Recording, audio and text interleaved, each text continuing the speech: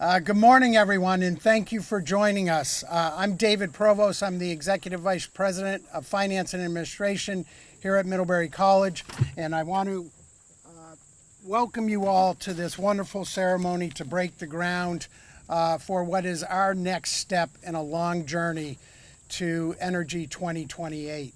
Our Board of Trustees passed Energy 2028 in January of 2019. We asked for 10 years to achieve a number of goals and objectives, and we've had a good summer. Some of you joined us just a couple months ago when we kicked off and turned on the renewable gas source down in Salisbury that's taking cow manure and food waste and is producing a renewable gas for the college, addressing our thermal needs. Today we're here to celebrate the kickoff of a project that's been talked about for a number of years and has finally come to fruition thanks to the remarkable support of Encore Renewables and Green Mountain Power. So I'm going to introduce a number of speakers, and I will introduce them as they come forward and give a little background, but we have a wonderful cast of commenters today to talk about what the meaning of this project is. I'm first want to recognize that unfortunately Senator Sanders could not join us today, but his outreach director Haley Perrow has joined us, and I want to thank her for coming.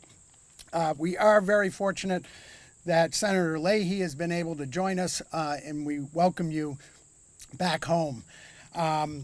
So to kick things off, I'd like to first introduce Chief Don Stevens.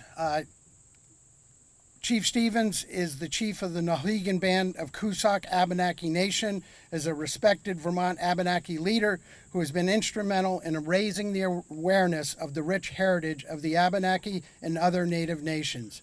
He was the guiding force in the effort to gain legal recognition for the Abenaki people by the state of Vermont in securing the tribal lands for the Nulhegan Band.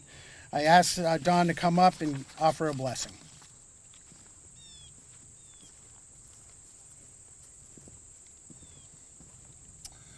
Willawani, Kwe Nidomba, thank you, and hello friends, our language. I came here today because I was asked. We have quite a beautiful relationship with Middlebury College, and we wanted to honor that. And since we are Abenaki, which means place of the first light of day, which this solar project is very instrumental in using the sun, I thought it was very appropriate for them to ask, and I appreciate that. Thank you. Some of you may have seen me walking around. This is the hair of Mother Earth. This is sweetgrass. We use it to cleanse our mind, body, and soul. That's why it's braided in three. I use this to kind of keep that energy here going. So I would like to, before I start, give this to the college or whoever's going to be here on these grounds to keep this as a reminder of making sure that not only are we friendly to the sun in our college, but we're also friendly with the land and the animals and things that live underneath these solar panels and around it that share in this precious resource we call Ndakana, our homeland. So I will leave this here for whoever that's going to be responsible for that. In our culture, we have 7 directions, and as I was asked to offer blessings. We have to, in order to get something, we have to give something in return. So we give tobacco, because this is what was given to us for our prayers. So as I say to the directions what I'm asking for, you can either say something either out loud or to yourself, but it's basically our way of asking, and I'm going to give something for that. So the first direction is the east when the sun comes up, and we ask that the eagle, which is holding our hand of the Creator, delivers our messages to the heavens, that as they awake and they rise towards the sun, that they direct the sun towards this project and to the panels to provide the maximum energy that is possible. In the southern direction, we ask the grandmothers, because the grandmothers are full of love, compassion, and they keep us in line. And everybody needs love and compassion in this world. And I ask that surrounding this project that there be more love and compassion, and there not be controversy or those types of things, because this is helping our mother, the earth, and our mothers are very important to us. May we always look to each other for love and compassion. We need that more than ever. Then we turn to the west, which is the western door. We're the eastern door. That is the home of where things, our other brothers and sisters of Native nations are, and they protect our western door, and that is a place where the medicine is held. So I ask for a lot of healing. This earth and this climate needs healing. It needs to be whole. Part of this project that I see is a step toward that, is actually using our natural resources to help uplift people. And like I said, as long as it also helps the environment and the people and the animals and the resources around it. We need a lot of healing, both environmental, climate, social. We all know that we need a lot of healing, especially with COVID, also our health. So I wish all of you and the earth good health. The other direction, the fourth direction, is our grandfathers. They're the ones who teach us how to be responsible people, responsible men. They give us the strength to be able to do the things we need. We ask that their wisdom is with you when you're building the solar array, so that way you're doing it in the manners that work for people, that you have no mishaps, that you it's all done in a way that is the way that is helpful to everyone, that they guide you in the building of this structure, basically, for the people. Now, this is not a direction, but this is something that we always bless. The first thing that touches your lips when you're born and you see the sunrise is the Holy Spirit, or we call it also the four winds. It is the last thing that touches your lips when you leave this earth. So while you are here on this earth and before you transition to the other side, that is the thing that keeps you whole. That is the thing that keeps you alive. And as you feel it right now, it's the thing that keeps you, it keeps the earth cleansed and pure. So I offer the tobacco for the four winds. The fifth direction is our earth, Mother Earth. She provides for us. She provides food. As I was telling some people, there's no summer seasons out west anymore. They're fire seasons. You know, in the Midwest, they're having a hard time growing crops because of rain and drought, and Lake Mead's drying up. This place, New England, is going to be very important for growing food going into the future. We need to find ways to connect our children to our food sources. A lot of kids, they have lost hands-on connection to their food sources or their spiritual sources. We ask that Mother Earth reconnect them to being able to learn how to grow their own food and how to grow food for everybody. And I thank Champlain College for helping growing food for our people and us helping to educate Champlain. We have a great partnership. So I continue to thank the Mother Earth and all those who help us grow food. The sixth direction is the ancestors who watch over us. The ancestors who watch over us, that we ask for guidance when we're doing these projects. That little intuition you feel when you say, should I go that way or should I not? That's your ancestors trying to guide you. That's not of your making. So if you have an intuition that something's not right, stop, think about it, ask the ancestors to help guide you. And then if it doesn't feel right, change directions. So that will help you be successful. Ask for their guidance, and they're always watching over you. And the last direction is ourselves. The fire that burns inside my heart, your heart, and everybody's heart. This is how we act on this earth towards each other, towards other people, and how we walk in a way that we should be as human beings. We were Al Nomba, human beings. We were of the same race, color, creed, didn't matter. We were Al Nomba, human beings.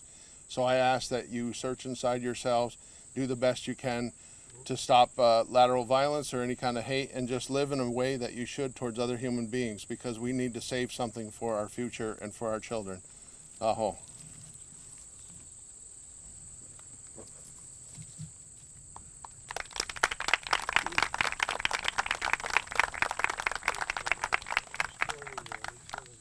Thank you, Chief Stevens, and thank you for being here to mark this wonderful occasion.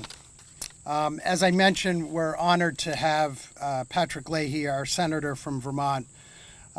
Senator Leahy was elected to the United States Senate in 1974 and remains the only Democrat elected to the office from Vermont. At 34, he was the youngest U.S. senator ever to be elected from the Green Mountain State. Today, Senator Leahy is ranked first in seniority in the U.S. Senate. Senator Leahy was born in Montpelier. I was born in Montpelier. And he grew up across from the State House. That's where I delivered my papers. A graduate of St. Michael's College. I graduated from St. Michael's College. He was 1961. I was a couple years later. He received his JD from Georgetown University Law Center. He served for 8 years as the state attorney in Chittenden County, where he gained a national reputation for his law enforcement activities and selected as one of the 3 outstanding prosecutors in the United States in 1974. He is also ranked among the top environmental legislators by the nation's foremost conservation organizations. Senator Leahy successfully opposed attempts to allow oil and gas exploration in wildlife refuges in the United States, including the Arctic National Wildlife Refuge in Alaska and the Missisquoi Wildlife Refuge in Vermont. Senator Leahy has helped secure more than $70 million in federal funds to clean up Lake Champlain and spearheaded congressional efforts to tackle the dangers of mercury pollution. He worked to add more than 125,000 acres to the Green Mountain National Forest, an accomplishment matched by few lawmakers of any era. It's my honor to welcome Senator Leahy.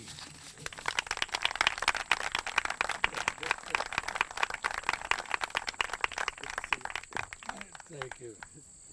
You know, I think, excuse me, I think this is pretty special, David, having another Montpelier lad here. And my friend, Chief Don Stevens, thank you very much for your presence and your blessing. The chief gave me some tobacco before we came, which I shared with Lieutenant Governor Molly Graves here. I want you to know we were joining you in the blessing. And Don, it's I think especially important because we talk about the land we're on. We contemplate what our relationship is to it, and you have stated that ever since I've known you. And to be here with such a significant project for Middlebury College and for Vermont, it's an example to the nation what a real commitment to fighting climate change looks like. As I've told President Patton, I'm impressed by Middlebury College's commitment to leading by example. Everybody can talk about it, but when you actually do it, that's what's important. And the example of investing in renewable energy. But even better, and David, I think you'll agree with this, when you're making these investments locally in projects with a whole lot of positive outcomes, the ripple through Vermont's economy and across our landscape. As Vermonters, you have to be pretty excited with that. You could have just bought carbon credits in an amorphous marketplace and loudly declare the college is carbon neutral. Instead, you've done the hard work. You establish a biomass heat plant that supports regional forestry markets, helped to stand up one of the largest agricultural biodigesters in the whole Northeast, and now you're working with clean energy entrepreneurs on great new solar energy installation. And I want you to know I passed a law to have the sun out today just to make sure. What the heck, I'll claim it. If it was raining, I blame it on somebody else. But and one of my staff members was here, Sheamus Nolan. Sheamus, where are you? Yeah, in the back. Sheamus was part of a team that recommended the project when he was a student at Middlebury in 2018. And it's an example of how the college is training its people. Now, a lot of us as Vermont leaders have been touting the economic benefits that come with going all in on investments in clean energy and green infrastructure. That's a Vermont, it's not a Democratic or Republican thing, it's a Vermont attitude. And when you think about what's happening with the climate crisis, it's clear they're not just economic benefits, it's a economic imperative. And I'm glad to see that urgency being demonstrated right here in Middlebury. All you have to do is look at the news, look what's happening with climate change all over our country, all over the world. And you are actually doing something about it. Now, Middlebury College is small, Vermont is small. Nationally and internationally, we are part of a spiral throughout the world. But we can set the example. I hear that loudly and clearly from youth-led organizations right here in the Middlebury campus, organizations like 350.org, Sunrise Movement. They're holding everybody, including their elected officials, to account. A number of them are in Washington this week demanding climate action. They're protesting the Line 3 pipeline, which I have strongly opposed. So I've heard you. Thank you. There are some who disagree with my position, so I'm glad to have Vermonters with it.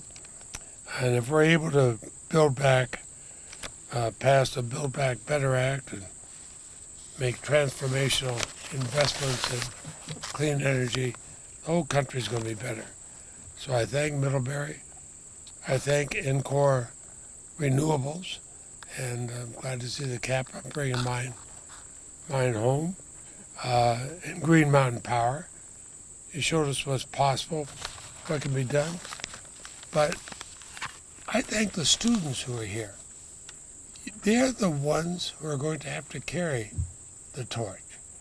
They're the ones, I know the Lieutenant Governor Gray has, we don't have to preach to her. She was born a Vermont environmentalist, but we have to get that message out all over the country. And certainly there are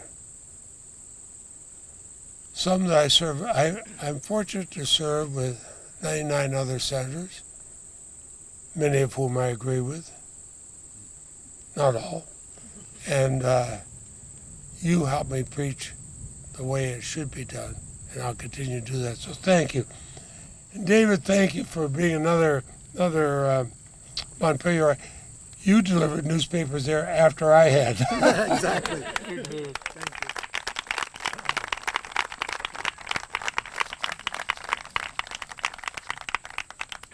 Thank you, Senator. And as I mentioned, so privileged and honored to have you be here today. Next up is Lori Patton. Lori Patton is the 17th president of Middlebury College and the first woman to lead the institution in its 218-year history. Patton is a leading authority on South Asian history and culture and the author and editor of 11 books in these fields. And she has also translated the ancient Hindu text. President Patton is a collaborator. She is a thought leader and a believer in hearing all voices. And that is how she has led Middlebury, and that is how we got to Energy 2028. She is a strong advocate for building a stronger and more resilient public sphere and fostering increased opportunities for informed discussion and debate about today's most challenging issues. In our strategic plan, and our strategic vision, we say Middlebury College exists to educate young minds to deal with the world's most challenging problems. When she challenged us to think about what was coming after carbon neutrality, what was born was Energy 2028. And the students, when they presented to the trustees around the divestment component, they made the argument that this is a generational issue, that our generation was handing their generation climate change, a problem that wasn't so insurmountable, but we as the leaders today had to get out of their way. And President Patton fully embraced that, and she is going to share her thoughts on this project with us all today.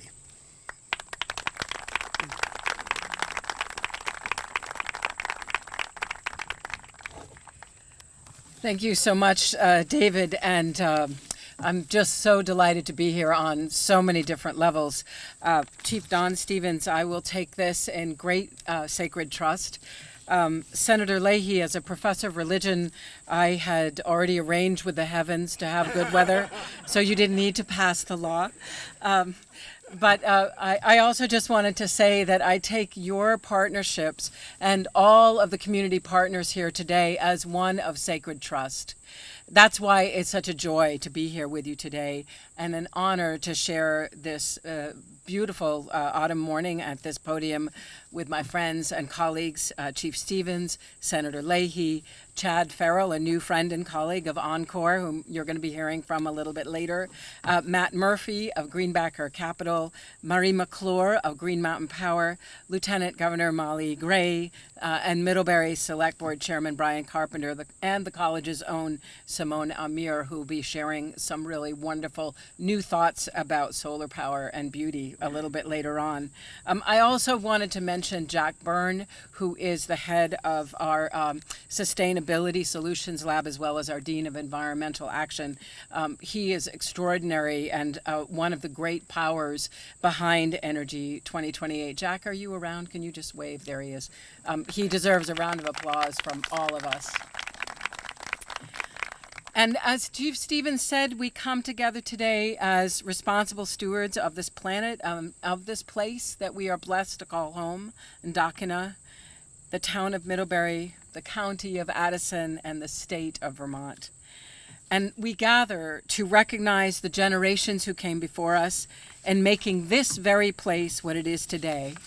And we do so in service of the generations to come, as David said, to ensure that Nulhegan, Middlebury, Addison County, and Vermont remain places where the health of our environment is paramount and where our people can gather, our people can come together in concert rather than in competition to maintain a livable community and planet.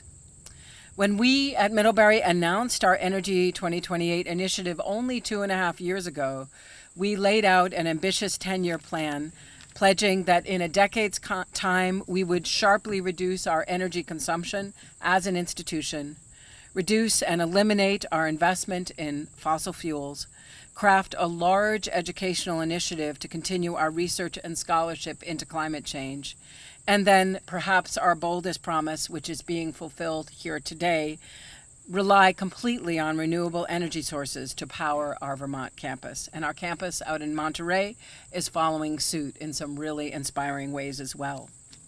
But the solar array project on which we break ground today takes us one large step closer to realizing our goal, and it is expected to provide nearly 1/3 of the energy needed to power our campus. And this groundbreaking comes on the heels of the startup of the largest anaerobic digester in the northeastern United States at the Goodrich Farm just down the road in nearby Salisbury. That is another local partnership and project powered by students, powered by our community collaborators, that is supplying renewable natural gas to the college and the community. When I was just talking with Chad earlier, he mentioned that Encore has sponsored 5 mid-interns, Middlebury student interns, has hired many Middlebury College graduates. And the other thing that we were speaking of that's important to note here is that other colleges are now modeling their work on Energy 2028. We're incredibly proud that the way we see higher education leading in the fight against climate damage is something that other people are inspired by too, and we are really grateful to partner with them nationwide as we work toward leading by example. And all of our efforts to meet our Energy 2028 goals are collaborative by design because we all have a stake in the outcome. Just as our plan was crafted in a spirit of independence in which and interdependence, which no individual part could work without the other, the same can be said for our partnerships. Remove any one of us and we're not here today. Remove any one of us, and we're not here today. In a few weeks, on a platform a little bit bigger than this one and with just a few more people in attendance, the United Nations Climate Change Conference will convene in Glasgow in Scotland. The comparisons in scope between that and this, here and there, may cause some to look at us today and say, what's the point? You're so small. And as I have written and spoken in the past, a local initiative such as this is exactly the point. The point being that local wisdom and local practices are ideal conditions to help us put out the fire that is consuming our planet. And we're already thinking about what's after Energy 2028 with all of our local partners, and they're as excited as we are about that next step. I'll end by saying that the sun is one of the oldest, if not the oldest, symbols known to humans. We see it in cave paintings. We see it in the earliest prayers known to humankind. So I think it's right that we turn back to the sun to find our way forward. We are so blessed to call this place home. The Green Mountains rest behind me, and in my mind's eye, I can already envision the animals and plants that will make a home, managing the vegetation growing in these fields. And up above, in a sky that our alum Sabra Field herself could have painted, a golden light will not only illuminate the beauty of our surroundings, but will allow us to take another critical step toward building a sustainable future. Thank you for your sacred trust.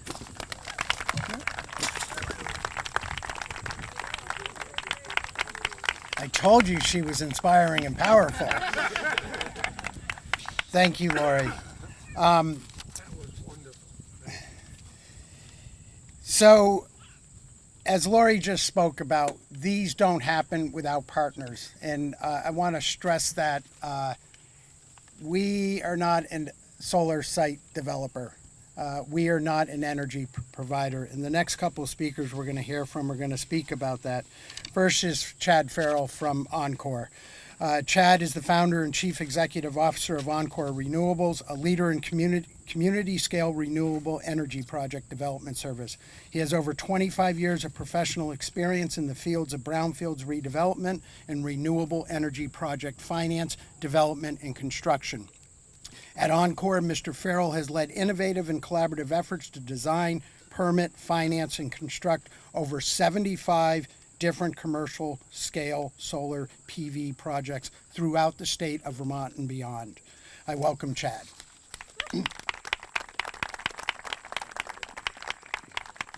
Thank you very much, David. Gosh, it's awful inspiring to see so many Encore caps out in the audience. When I woke up this morning, I half thought about bringing my Red Sox hat. So go Red Sox.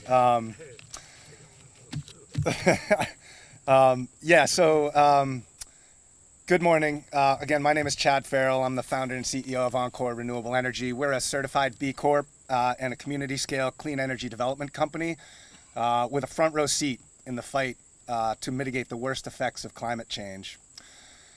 In response to the climate crisis, larger electrical customers, including businesses, communities, and institutions of higher learning, such as Middlebury College, are increasingly looking to their electrical service providers to allow pathways towards carbon-free sources of energy. This project is the first example of that interest in motion here in Vermont, as the innovative structure of the contracts between Encore, Green Mountain Power, and the college allow for the delivery of cost-efficient clean energy to the grid and the renewable energy credits that the college requires to meet its ambitious goals, as illustrated in the Energy 2028 Sustainability Initiative. We're thankful to the professionals at Middlebury College and Green Mountain Power for allowing us to be able to help guide those discussions. Further, we're also helpful for all of the heavy lifting performed by all of the Vermont-based professionals who have contributed towards moving the vision of this project towards a reality. We have today here with us professionals from Wilczek Arapino Law Office in Montpelier, environmental experts from VHB in South Burlington, aesthetic experts from TJ Boyle & Associates in Burlington, representatives from project financier Greenbacker Renewable Energy Company from Montpelier, and many members of the Encore team here to celebrate the groundbreaking for this important project. The project will also offer an interactive learning opportunity in many of the ways the solar industry is expanding community benefits by deploying pollinator-friendly ground cover and solar grazing techniques. And Lewis Fox from Agrivoltaic Solutions and Mike Kiernan from Be the Change, both with businesses right here in the Middlebury area, are here with us today as well. And we are very, very thankful to have Senator Leahy here, and as well as in Washington, representing us as we as a country navigate some of the most challenging time in our nation in decades. Thank you very much, Senator, for introducing the John Lewis Voting Rights Act in the Senate last week. While we work to secure our social, economic, and environmental future, we also need to secure our very democracy. So thank you for your tireless efforts in that regard. And speaking of Washington, the Washington Post recently ran an article that speaks to the unfortunate fact that young people today will live through 3 times as many climate disasters as their grandparents. The article summarized a recent piece published in the journal Science, the findings of which quantify the intergenerational inequality of climate change. So it's encouraging to see so many students here today, and we welcome the opportunity to work on projects such as this one that represent incremental steps in our fight against the climate crisis. We have to build so many more projects like this one over the next few decades as we look to transition to powering our economy with clean, carbon-free sources of energy while creating tens of millions of new jobs. To achieve these ambitions, we need educated professionals in the fields of finance, communication, law, science, and technology. And Middlebury College has been leading the way for years in terms of providing the kinds of educational opportunities required to make this energy transition. So we're most thankful of the fact that this collaborative partnership with the college and Green Mountain Power has allowed us to advance this project. There's some smart thinking right there. On the fly, there's Vermont ingenuity, that's right. We are indeed most thankful of the fact that this collaborative partnership has allowed us to advance this project from an ambitious idea to reality for an institution that is actively educating the leaders and builders of tomorrow's energy systems today. Thank you very much.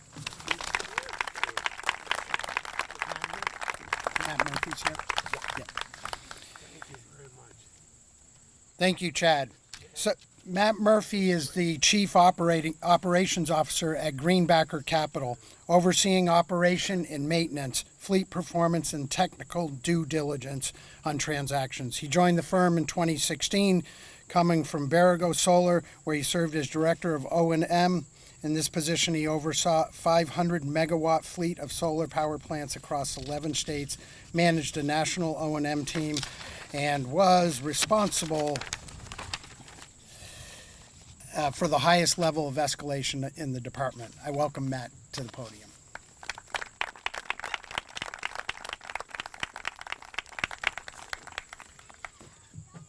Hi everyone, I'm Matt Murphy from Greenbacker Capital. We're a bit of a secret in Vermont. We've been around for quite a long time.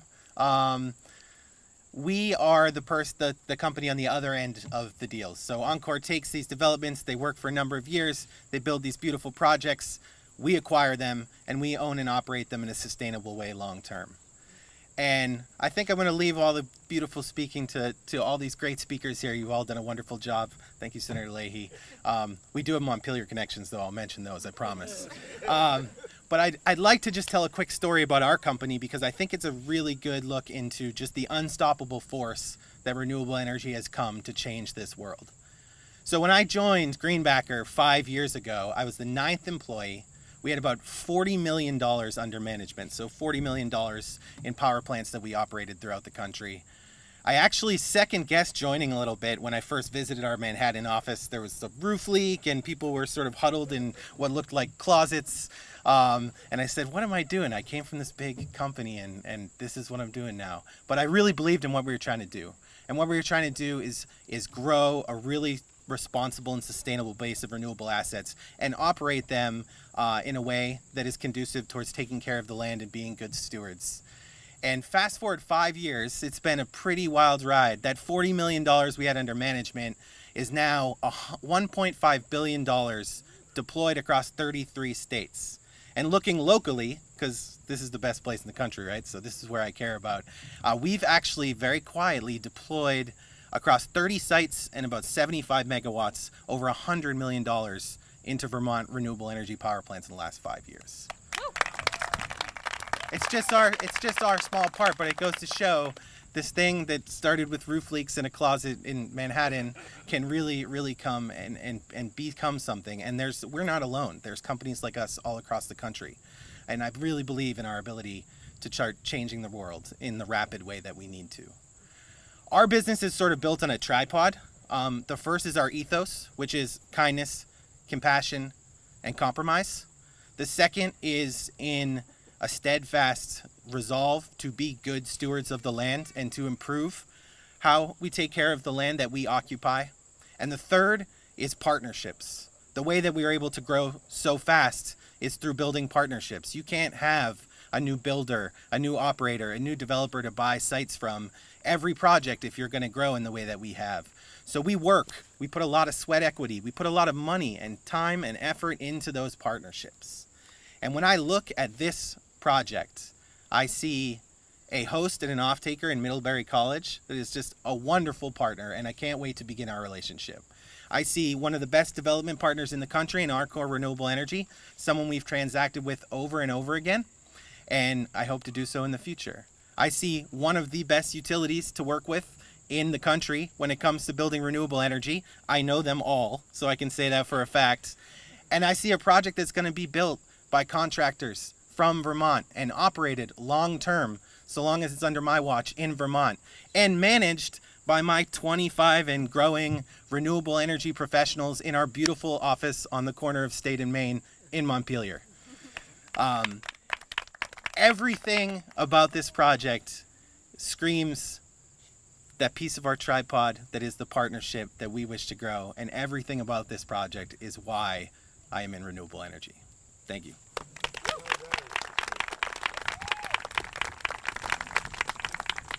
Thank you, Matt. So a few years ago when we were starting to talk about Energy 2028, I was having a discussion with Mary Powell, the former CEO of Green Mountain Power.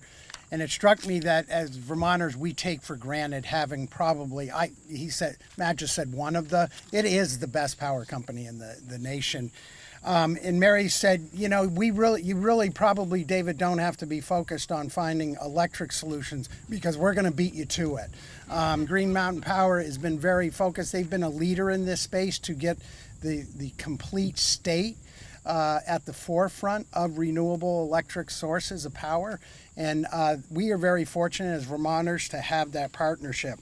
Today, Green Mountain Power is led by Mary McClure, who became president and CEO at the start of 2020 after spending the last decade leading transformational work at GMP by building strong teams, balancing skills, and motivating employees to deliver the most cost-effective and reliable power while ensuring great service for customers. Mary draws off her experience in court and on the court every day. She was once a corporate attorney in private practice, a standout NCAA basketball player. Mary was captain of the women's basketball team at the University of Buffalo, where she earned her undergraduate and law degrees. Since becoming GMP CEO, Mary has served as chair of Governor Scott's Pandemic Employer and Technical Support Team. GMP again earned a spot in Fast Company's Most Innovative Companies list, and the company was again named one of the best places to work in Vermont by Visit Vermont Business Magazine. Middlebury could not be so enthused to have such a partner. Mary.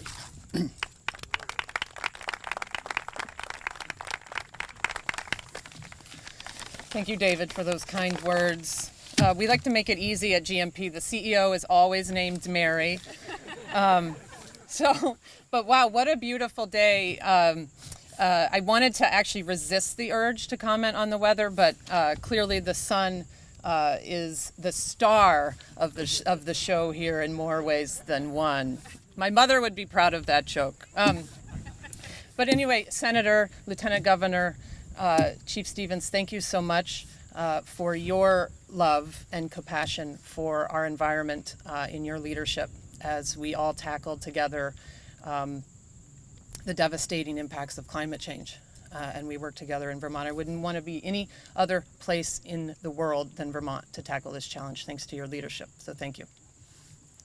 So it is wonderful to be here and for Green Mountain Power to be a part of the team, including the team at Middlebury College and Encore Renewable Energy. One of my favorite things about Vermont, in addition to weather days like this, is over and over again, we are at the center of innovation and creative solutions. And today is just another example of that. We are working together to deliver a renewable energy solution that helps Middlebury College and works for all Green Mountain Power customers. Over the next year or so, we are excited to be adding energy storage to this project. In the energy world, storage, think of solar and storage like summer days and creamies or fall days and hikes. They really, together, they work together to unlock the tremendous value of renewable energy in Vermont. So on expensive, high demand, high use days in the state, we'll be able to deploy that stored energy back onto the greater grid, and this will save all of our customers money, in addition to all the other storage programs that we have operating in the state. So at GMP, we are well on our way to 100% renewable by 2030. Woo-woo! And I wanted to share with you the 3 words that continue to guide us in that work at Green Mountain Power. Closer, connected, empowered. Closer, connected, empowered. Closer means the grid is much more distributed. We've got to move a lot faster to make our grid more distributed, even here in Vermont. That means the power is made much closer to where it is used and where it is consumed. Connected means all of those distributed energy resources, all the solar, all the storage, including this project, are working together. They're connected together to create a greater grid that cuts carbon and lowers costs for all Vermonters. And finally, empowered means customers have the programs they need to meet their energy goals while ensuring that Vermont continues to have the cleanest electricity in the country and creating a much more resilient grid. This project, in partnership with Middlebury College and Encore Renewable, couldn't be a better example of that, and we are darn proud to be a part of it. So thank you.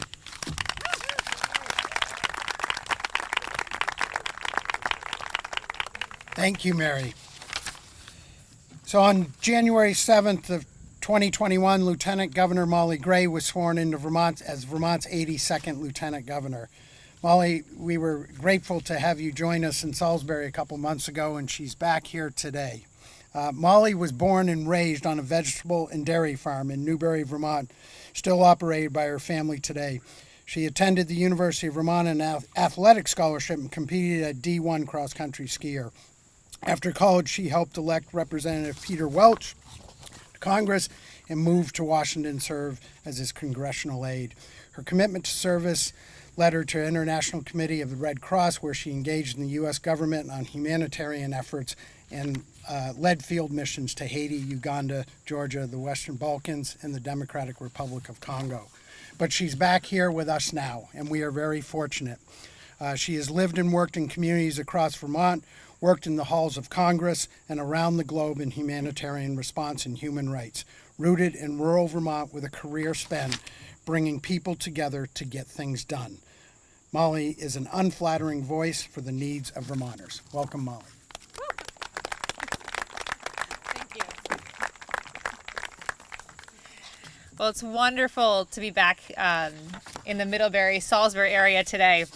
I was thinking on the drive down, and I told David when we arrived that the last time I was here, we were at the Goodrich farm, and it smelled a little bit different, I have to say. For the turning of the gas, turning on the gas for the anaerobic digester, And I left thinking, how can you top this? I mean, this incredible partnership. And I'm like, Middlebury College is where it's at. There's so much happening. And driving down here today, I'm like, Middlebury College in this community, topping the anaerobic digester. So it's really, really great to be back. I want to begin by congratulating Middlebury College. As I said, you've done it again, and your goals are incredibly admirable. You're walking the talk. I also want to say congrats to the whole Encore team, to Chad. If all the Encore team could just raise their hand for a moment, just so we can see who's here, and to give you a round of applause. Green Mountain Power, Mary McClure, always tough to follow, Mary. I'm such a fan, but GMP, please raise your hand. Let's give them a round of applause.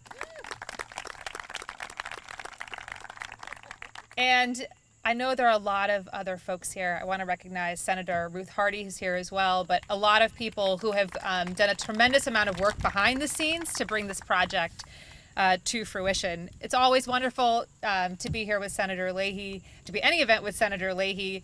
I won't talk about the weather because it sounds like he already made the weather happen. Today is an exciting and hopeful day for Middlebury, but it's also an exciting and hopeful day for Vermont. And while I'm hopeful that the United States rejoining the Paris Climate Agreement and our state's leadership in enacting the Global Warming Solutions Act will yield bold and equitable, I want to underscore an equitable, steps in addressing climate change and mitigating its impacts, what gives me the most hope is the efforts that happen at the local level. And we talked about Glasgow and the COP happening in a couple weeks.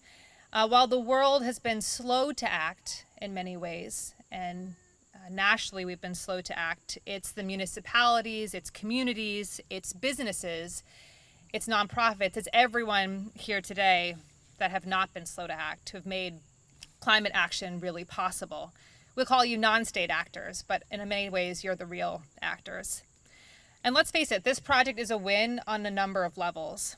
It's a win for Middlebury College in meeting its remarkable Energy 2028 plan. It's also a win for Vermont as we prepare for the recommendations coming out of the Global Warming Solutions Act. So thank you, Middlebury, because you're going to be doing your part in a big way to help our state meet our goals.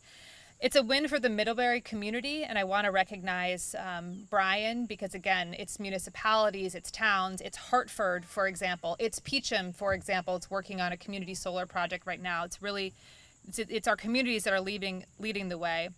It's a win for our pollinators, the bees over there, you can see them, and also for the sheep. I just want to say this. I grew up, as David mentioned, on a vegetable and dairy farm, and I was looking out here, and we've got some alfalfa in the field. I don't know if anyone farms, but there's alfalfa, which is beautiful. There's also this farm behind us, and I think they're horses, not cows. But when I think about Vermont, this is Vermont.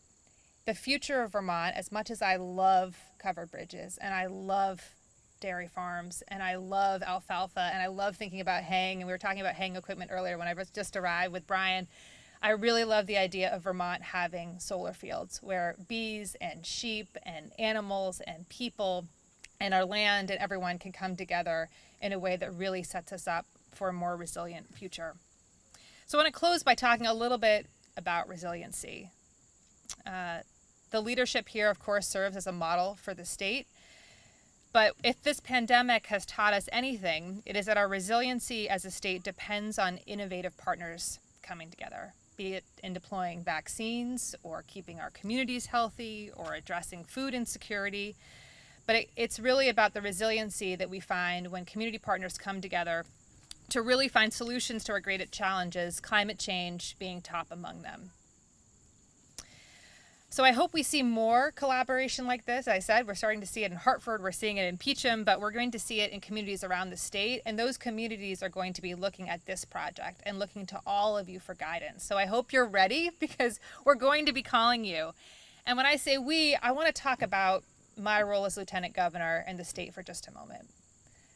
The role of the state, the role of my office is to be a partner in this project, is to be a partner in future projects. It's to be a partner in thinking about how do we create a regulatory framework that says we care about solar, that we're going to be a partner in solar development, that we're going to be a partner in community solar, and that we're going to make Vermont a place where we see solar leading nationally again. So that's my commitment here to you today.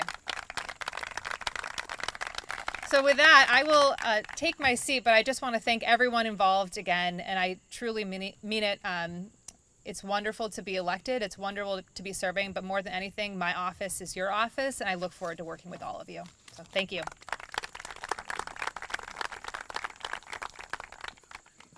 Thank you, Molly. So, as mentioned, working across the community is an attribute that Middlebury and President Patton takes great pride in. We are very fortunate to have a very strong working relationship with our colleagues in the town of Middlebury.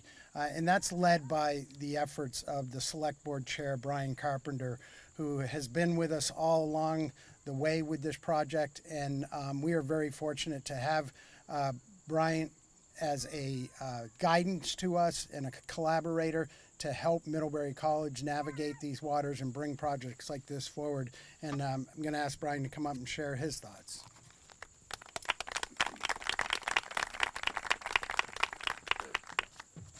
Thank you, Dave. It's wonderful to see this solar project move forward, and they asked me if I could say a few words, and I think as one of the town leaders, I speak that we're all very happy to see this happening within the town of Middlebury. Developing clean, renewable energy solutions has been a major goal of the college. As our town's largest strategic partner, and I can't express my appreciation enough for the productive partnership that we have. I'm happy to see the college begin another project that moves them forward in their goals. Site selection for large arrays can be a challenge, and this was not without its challenges. The town worked to support Middlebury College's preferred site while meeting the needs of those affected. Middlebury College and Encore were great to work with. While making an effort to meet a clean energy goal, they also took into consideration the 5-megawatt array's imprint on wildlife, the local landscape, and the neighborhood. The use of enhanced screening and native trees, shrubs, and pollinator plantings should soften the viewshed and make this a model project that enhances the aesthetic value of the site. While improving the site's aesthetics, it will also make the public trail that's going to be around the site a wonderful addition to the South Street community.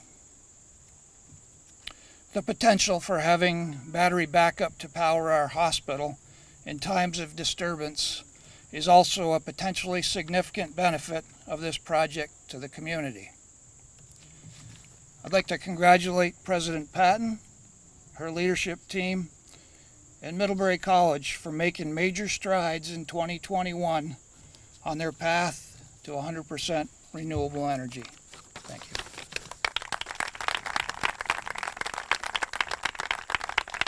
Thank you, Brian. So last but not least, we're going to hear from one of our students. And Simone Amir is a senior conservation biology major, originally from Washington, D.C.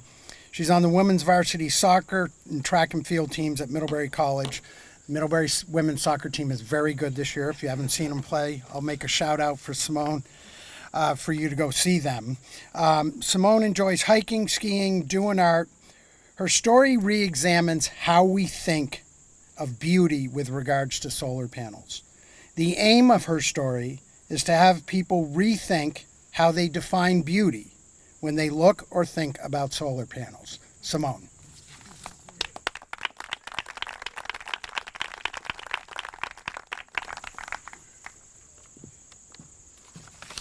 Thank you so much for that introduction. First, I would like to thank Jack Byrne for inviting me to share a few remarks here today.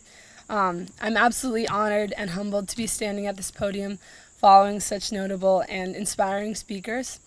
As a young adult growing up in what some call the climate generation, I'm deeply interested in the way that humans approach the climate crisis and what my role in that action and that communication should be. As I learn more about renewable energy and the way we disseminate and absorb information shared on the climate crisis and on proposed solutions, I've become deeply interested in the intersection of storytelling and climate action. When the opportunity arose to work with Middlebury's Sustainability Solutions Lab to tell the story of a climate innovation in Vermont, I was excited to consider how I could tell the story of solar panels in a different way. The goal of my piece, which I titled "What is Beauty? How to Re-examine Beauty in the Face of a Changing World," is to urge us to consider what beauty is beyond the idea of a physical quality. I have no trouble admitting that a typical solar panel does not look like it was created in nature. They don't have the physical allure of a stunning flower or of a magnificent tree, but much of their functional design mimics the natural processes, such as movement of sunflowers to track the sun, or the stem and head plant-like structure, or even the way they provide limbs and crevices for birds to nest in, like a tree does, which I've actually seen. There is beauty in a human-made object drinking in sunlight and creating energy just like a plant. If we re-examine and broaden our definition of beauty, we can find the beauty in the job they perform and what they represent that outweighs what might be less visually appealing. Solar panels also crucially represent the connection between humans and nature. They are a beautiful example of the blurred line between nature and technology. They're a human-made item interacting with and mimicking the natural processes and the world around them. Solar panels became a part of the landscape in the ways they incorporate themselves into the routine of the natural world, interacting with sunlight, the elements, and all the organisms around them as if they were found in that environment to begin with. And just as importantly, solar installations like this one bring people together, as all of us here today are proof of. This project itself has created connections between people and organizations which have been highlighted throughout all these speakers' comments. As humans, we need to connect to the land, but we also need to connect to each other. Strolling through a solar array to watch a sunset, planting a garden amongst the panels, and working together to create solar innovations are just a few ways we can connect through solar projects. From what I've learned through observations, from communication with others, and from just feelings, solar panels are special because of the beauty of the work they do and their interactions with nature rather than their physical appearance. They may not be physically gorgeous, but the feeling of connectedness they evoke and the power of the work they do is beautiful. So as we all come together today to celebrate the groundbreaking of this incredible project, I would like to also appreciate the way it has brought all of us together and the beauty of the work that has been and will be achieved with this project. Thank you.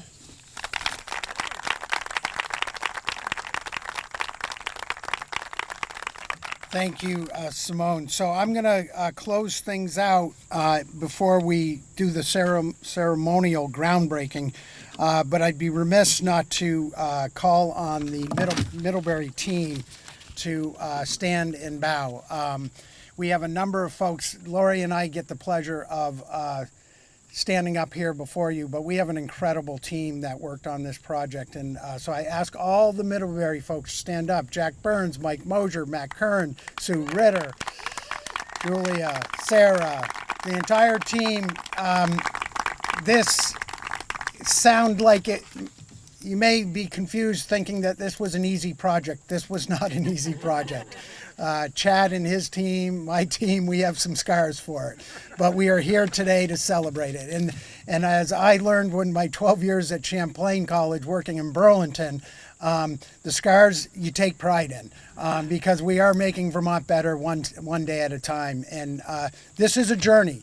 This renewable strategy, renewable work is not for the faint of heart. We cannot just snap our fingers and have the solutions. It is a journey. It is a journey to a path where we can ultimately achieve, but it's step by step. And today is a big step, and cannot thank all the partners enough for joining us here today and making this such a wonderful, wonderful event. Thank you.